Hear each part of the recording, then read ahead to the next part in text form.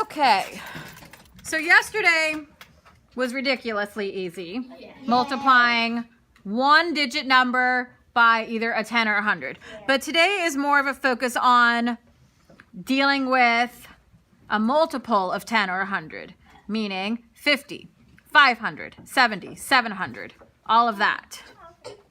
So it's the same process, though, of understanding how to do it. So let's say if I have 7 times 70.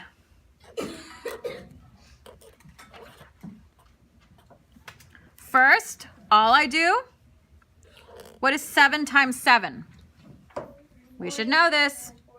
49. 7 times 7 is 49. And then I just tack on that 0 on the end. That's it. Oh, I don't need to spend my time on that. Now, there could be maybe a problem or 4 on your test that look like this. What would be a reasonable answer for 7 times 28? And your answer choices would look like this. You don't have to write this down, but just watch. Your answer choices could be A, 196, because, BC means because 7 times 30 is 210. And then it could say B, some other number, because it might say 7 times 40 is 280. And then it could give you some other random number because 7. All right, so this lesson, we finally get to do real addition. We started off doing some weird stuff with boxes. We then went into estimating. Now it's just full on plain old addition. So we are going to be adding whole numbers.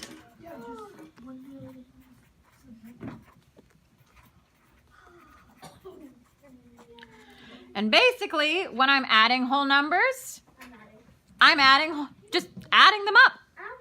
And if there is extra, I'm carrying it over. So my big thing for this is I need to see your work. Okay, I know some of this can be done mentally because some people have mathematical magic brains that pluck numbers out of the air. Yes. Mine is not one of them. All right, so this lesson, we're kind of prepping ourselves to be ready to deal with fractions. So before we were talking about factors. Today we're talking about prime and composite numbers. So basically, a prime number is a number greater than 1 that has 2 factors only. The number 1 and itself. Meaning the number 2. 2 is a prime number because, okay guys, this lesson today is not my favorite and it's kind of ridiculous. So I need you to bear with me on this one, okay? There are many lessons that we have throughout this unit that it's teaching you how to do it one way, one time. And then you'll really not do it like that again. Like, are you ever going to use those boxes again when you're adding or subtracting? No. But do you understand how numbers can be divided into separate parts to make a whole? Yes. So that activity was important because it helps us understand breaking apart numbers and how eventually that leads to doing it in our head. So this is sort of one of those lessons with multiplication in using mental math. So here's what's going to happen. I'm going to show you how the book wants you to do it. Okay, so we are getting started on division. Now, with everything that we do, we never just jump into something. We take our little steps into it so that it gets easier each time and it doesn't feel as overwhelming. So today's lesson is all about mental math. Now, when we're dividing, it's literally backwards multiplication. That's it.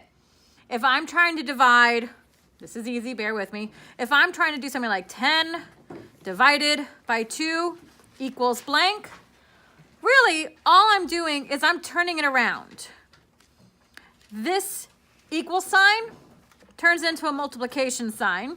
This division sign turns into an equal sign. What times 2 equals 10? That's all I ask myself. When I'm seeing division like this, all I'm asking myself is what am I multiplying it by?